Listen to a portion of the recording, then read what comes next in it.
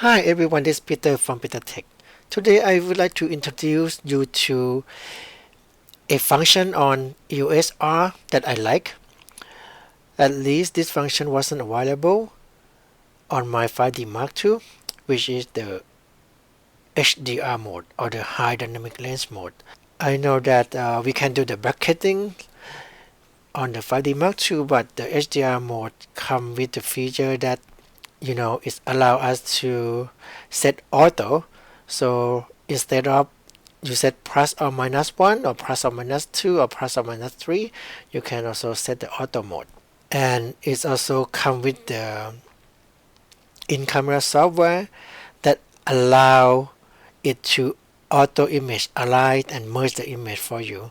Basically gonna took 3 shots and then you're gonna automatic merge them into a HDR photo on the camera itself, so you don't have to post-processing it.